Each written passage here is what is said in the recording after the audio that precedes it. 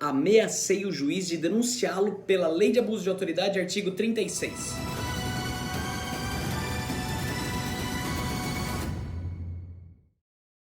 Fala galera, beleza? Meu nome é Renan Fará, eu sou advogado criminalista e eu quero conversar com você a respeito da Lei de Abuso de Autoridade. Por duas oportunidades, por dois momentos, eu tive que ameaçar, entre aspas, o juiz, em dois lugares diferentes, em duas cidades completamente distantes uma da outra e clientes diferentes, circunstâncias diferentes. Mas o juiz teria então cometido, culposamente ou não, e se foi culposo não é crime de abuso de autoridade, porque o abuso de autoridade exige o dolo, O dolo, aqueles 5 dolos, prejudicar a pessoa, beneficiar-se daquilo, beneficiar terceiro, satisfação pessoal ou mero capricho, certo? 5 dolos necessários para configurar a lei de abuso de autoridade. Se não houver esse dolo, se for culposo, for sem querer, não há então o crime. Mas veja que interessante essas duas ocasiões em que eu fiz esta ameaça.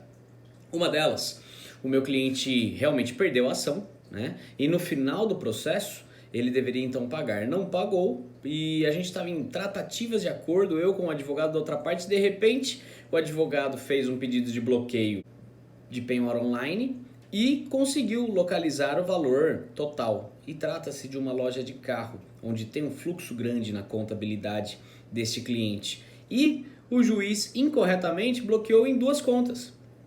Bloqueou o valor total, que passa de 50 mil reais, em duas contas. Então pegou mais de 100 mil reais. E o valor total da dívida é 50. Ou seja, ele dobrou o prejuízo que ele fez no meu cliente. E isso, a Lei de Abuso de Autoridade prevê no seu artigo 36, que vai dizer da seguinte forma, é um dos últimos artigos praticados aqui na Lei de Abuso de Autoridade. A lei número 13.869 de 2019. Diz artigo 36. Decretar em processo judicial a indisponibilidade de ativos financeiros em quantia que extrapole exacerbadamente o valor estimado para a satisfação da dívida da parte. E ante a demonstração pela parte da excessividade da medida, deixar de corrigi-la. Então veja, é necessário que haja tudo isso. Ele tem que fazer essa penhora, essa indisponibilidade do valor, em valor exacerbado. Aí o que é exacerbado? 10% a mais, 20% a mais? O dobro O dobro com certeza é. E eu tenho que demonstrar, Ele fala, eu tenho que mostrar que foi ali exacerbado e o juiz tem que ficar inerte, O juiz ficando inerte, então configura esse crime. Bom, nesse caso foi dobrado e aí o juiz já mandou com urgência verificar o valor que tal e já pedir a liberação. Então essa é a forma. Renan, você falou mesmo pro juiz? Eu vou falar isso no final do vídeo, tá? Como é que eu chamei, como é que eu puxei a orelha dele. Agora eu quero contar o segundo caso. O segundo caso tratava-se de uma licitação. E o meu cliente participou da licitação de um dos itens, tá? E essa licitação, ela teve aí um problema, porque é feita na licitação um levantamento dos valores, tá? Que chama-se de balizadores, os valores que são os balizados para chegar no valor médio do produto, E acontece que houve uma irregularidade, porque 2 das 3 empresas que foram as balizadoras eram do mesmo dono, apesar de não constar no mesmo contrato social, mas na prática acaba sendo o mesmo dono. Bom, meu cliente, que não conhecia nenhum desses 3, participou da licitação que era de 11 itens e participou somente da disputa de um dos itens, tá? E ele ganhou essa licitação. Ele ainda fez um valor menor do que esse balizado, mas como houve esse problema, eles então julgaram nulo aquilo, porque eles pegaram daqueles 2 que eram do mesmo dono, desconsideraram o valor dele, e aí sobrou 1. E esse 1 tinha um valor menor do que o que o meu cliente recebeu. Aí o Ministério Público falou, não, então ele tem que devolver essa diferença. Justo devolver a diferença? Talvez, porque meu cliente põe o preço do que ele vende. Se a outra pessoa não quer pagar o que ele quer, ele não vende, E não foi culpa dele que houve a irregularidade. Então aí é um outro assunto para se tratar. Mas vamos lá. Qual seria a medida que o juiz poderia eventualmente fazer para evitar tomar o prejuízo? Então veja, a indisponibilidade prematura assim, é quando você tem medo de que o réu vá dilapidar o patrimônio, vai sequestrar os valores dele porque ele daqui a pouco vai queimar tudo e não vai ter como pagar depois a justiça, o erário público. Poxa, não estava demonstrado isso. Aí o juiz de cara manda bloquear. Veja, lembra que eu falei? Eram 11 itens. Meu cliente participou somente de um. Vendeu. A venda total deu uns 30 mil.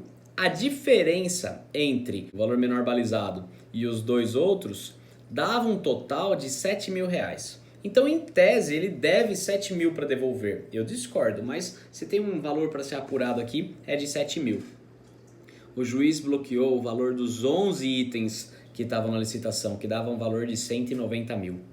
Bloqueou da conta do meu cliente 190 mil. Você está entendendo a desproporção? A dívida, em tese, meu cliente teria que devolver para o erário 7 mil reais. O juiz bloqueia da conta dele 190. Então, olha como é desproporcional, como essa lei vem para proteger nós, cidadãos, a não termos esse tipo de arbitrariedade. Aí, de novo, a gente avisou e o juiz, então, ainda não se corrigiu. Eu estou em cima dele aqui, porque senão realmente ele vai ter que responder esse processo crime. Concorda? Renan, como é que você fez para puxar a orelha dele e ser sutil? Eu fiz da seguinte forma.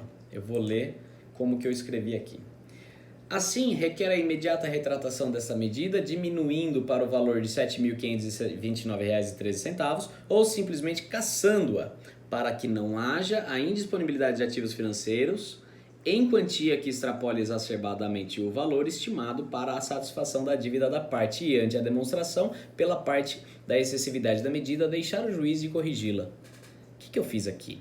Eu copiei o tipo penal e coloquei na minha petição, pedindo e fundamentando com essas mesmas palavras, os ipsis literis. Porque eu sei que o juiz já leu essa lei. E na hora que ele lê as palavras colocadas dessa forma, vai dar um sinal na cabeça dele e falar: putz, eu estou cometendo a lei de abuso de autoridade, crime da lei de abuso. E é pena de 1 a 4 anos, é uma das maiores penas que tem, aliás. São dois tipos de pena, menor e maior, né? Mais graves e menos graves. Essa daqui tá das mais graves. Então vai dar o estalo nele, ele vai então se corrigir. Entendeu? Por que é importante a gente conhecer muito bem essa lei e a forma de pedir, né? Às vezes eu concordo com o que você diz, mas eu não gosto da forma que você fala. Esse jeito aqui é um eufemismo, é uma forma sutil de cobrar o juiz, de mostrar: olha, você está cometendo crime, eu estou de olho, mas eu dou uma oportunidade dele se corrigir. E eu tenho que dar essa oportunidade porque a lei diz que eu tenho que avisá-lo antes, né? Então não é porque eu sou bonzinho, porque eu gosto de juiz que eu faço dessa forma. É porque a lei exige que a gente faça essa ante a demonstração da parte, né? Então eu preciso ainda mostrar para o juiz que, olha, você está pegando 190 mil do meu cliente, era só 7, né? E, aliás, nem 7 seria, mas em tese 7.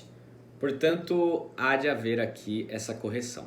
Essa é a forma que eu faço. Renan, lei de abuso de autoridade é muito interessante, eu gostaria de conhecer um pouco mais sobre ela. O que você me recomenda? Recomendo que você conheça o curso online leideabusodeautoridade.com.br. Tem um professor muito bonito que explica artigo por artigo, comenta todos eles, vai trazer a questão doutrinária, toda a parte de introdução, crimes mais graves, menos graves, o dolo específico, tudo, bem pormenorizadamente. Recomendo profundamente que você conheça esse curso, leideabusodeautoridade.com.br. Perfeito, pessoal. Se gostaram do canal, se inscreva, dá um gostei e compartilha com seus amigos. Um abraço.